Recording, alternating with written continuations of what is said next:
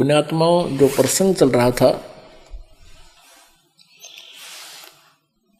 कि परमात्मा पूर्ण ब्रह्म परमेश्वर कबीर जी आए थे और वो यही कहा करते थे कि तुम जिन भगवानों की पूजाएं कर रहे हो, साधनाएं कर रहे हो, ये स्वयं भी नासवान हैं, इनको भी कर्म का दंड भोगना पड़ता है, पाप कर्म का, किए हुए कर्म का।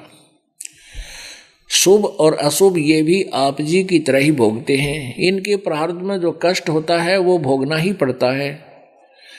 फिर ये आप जी के कष्ट का निवारण कैसे कर सकते हैं? उदाहरणार्थ, जैसे नारद जी ने श्राप दिया था विष्णु जी को, जिसमें नारद जी शादी विवाह कराने की इच्छा से और श्री भगवान विष्णु का रूप मांगा था, हरि रूप मांगा था। विष्णु जी ने उसको दे दिया, वे ठीक है तुझे तथास्तु हरि रूप दे दिया। बंदर का रूप बन गया। संस्कृत में हरि बंदर को भी कहते हैं। जिस कारण से जब पता चला नारद जी को कि तेरा रूप बंदर का बना दिया विष्णु जी ने, तो उसने श्राप दे दिया। नारद जी ने श्राप दे दिया कि आज मैं अपनी एक पत्नी प्राप्ति के लिए,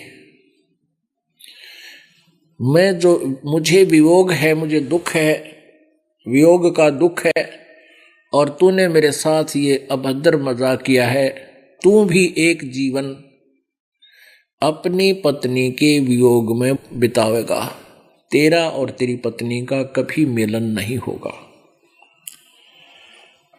अब वो श्राप दिया हुआ श्री विष्णु उर्फ श्री रामचंद्र पुत्र दशरथ अयोध्या के राजा ने नारद जी का दिया हुआ साप भोगना पड़ा, उससे बच नहीं सका वो किसी भी कीमत पर। फिर श्री रामचंद्र रूप में विष्णु जी ने एक बाली को मारा था, उनका आपस में युद्ध हो गया था, और बाली के अंदर एक शक्ति थी कि सामने वाले की 50% पावर वो खींच लेता था, शौक कर लेता था। श्री राम को पता था, उसने एक वृक्ष की ओट लेकर धोखे से उनको मार दिया। युद्ध में आमने सामने खड़े हुए, जब शक्ति क्षीण होने लगी तो वृक्ष की आड़ पकड़ गए, तब बाली को मारा श्री राम उर्फ विष्णु जी ने।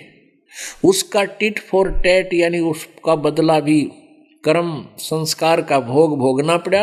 विष्णु जी श्री कृष्ण जी बने, यानी राम जी श्री कृष्ण जी बने, और वही जो बाली था वो शिकारी बना, और शिकारी ने श्री कृष्ण जी के पैर में विषाक्त तीर मार कर उनका वध किया।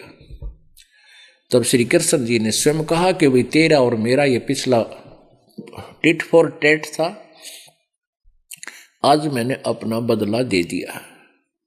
उधर से दुर्वासा जी ने श्राप दिया था यादव कुल को इंक्लूडिंग श्री कृष्ण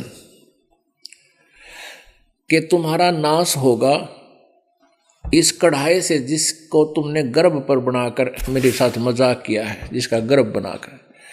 क्या हुआ था कि दुर्वासा जी द्वारका की बनी में जाकर बैठ गया।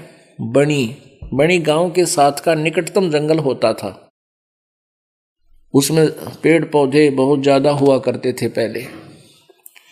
उस बनी में जाकर बैठ गया, और उधर से श्री कृष्ण जी की महिमा लीलाएं देखकर जो यादव कुल बहुत अभिमानी हो गया था, साधु संतों का मजाक करता था, आदर सत्कार नहीं करता था। प्रद्युम्न पुत्र श्री कृष्ण के बेटे प्रद्युम्न ने और साथ में 10-20 और बच्चों ने, उसी के हम उम्र व्यक्तियों ने, 40-45 साल की उम्र का था, उसमें बालक थोड़ा ही था, उन्होंने की कुबद सूझी।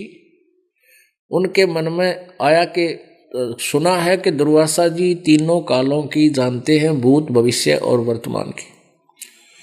उनकी परीक्षा लेते हैं। प्रद्युम्न के पेट पर एक गर्भवती स्त्री का संवांग कर दिया, संवांग, उसके लिए कड़ा बांध दिया पेट पे, लोहे का कड़ा, छोटी सी कढ़ाई जो छौंक छांक लाने का काम आवे 1-2 परिवार की, ऐसी, और उसके ऊपर का बांध दिया थोड़ा लोगड़ कपड़े से और ऊपर का पहना दिया उस समय की स्त्रियों वाली ड्रेस।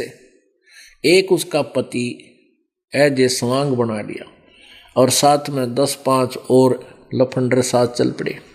दुर्वासा जी से पूछा कि हे रिसीवर, इन दोनों की शादी को बहुत समय हो गया था, अब परमात्मा की कृपा से इसको गर्भ रहा, इसकी पत्नी है, ये उतावले हो रहे हैं, ये जानना चाहते हैं आप जी से कि इनके गर्भ से क्या उत्पन्न होगा, लड़का होगा या लड़की।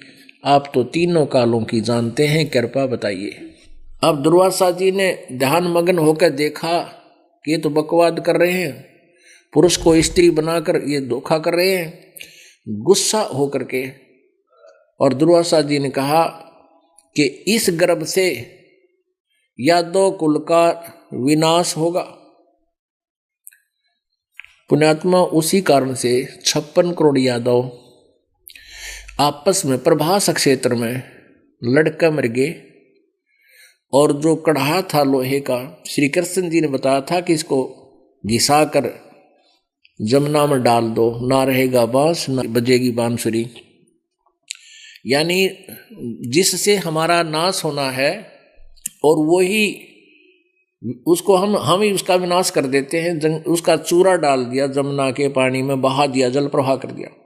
उस चूरे का तीखे पत्तों वाला ईंख जैसा घास उग गया इस सरकंडे, और उनके इतने तेज पत्ते हो गए जैसे कुसा देखी होगी, डाब जिसने बोला, उसके पत्ते बहुत तेज होते हैं और उंगली का जरा सा लग जाए ना, लपेटा लाकर खींचना चाहो तो काट देगा, और उससे भी तेज धार के तलवार के से पत्ते हो गए। और श्री कृष्ण जी ने बताया था कि तुम्हारा दुर्वासा जी का दिया हुआ श्राप नष्ट हो जाएगा, तुम जमुना में स्नान करके आओ। सभी नर यादव नवजात शिशुओं को भी ले गए श्राप उतारने के उद्देश्य से कि जल में नहाएंगे, जमुना में नहाने से हमारा श्राप उतर जाएगा। प्रभास क्षेत्र विशेष स्थान बताया जहां पर वो चूरा डाला था, वो चूरे के सरकंडे हो गए।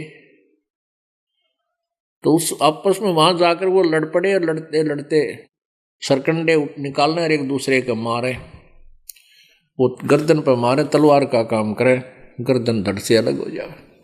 56 करोड़ यादव कटका मर गए। श्री कृष्ण जी भी मारा गया उसी के श्राप से।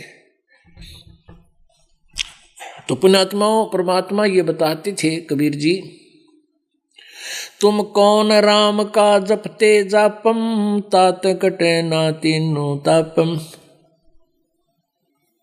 तुम किस भगवान का जाप करते हो जिससे तुम्हारे 3 ताप भी नहीं समाप्त हो रहे, तुम्हारे आने वाले प्रारब्ध के पाप कर्म भी दुख दूर नहीं हो रहे।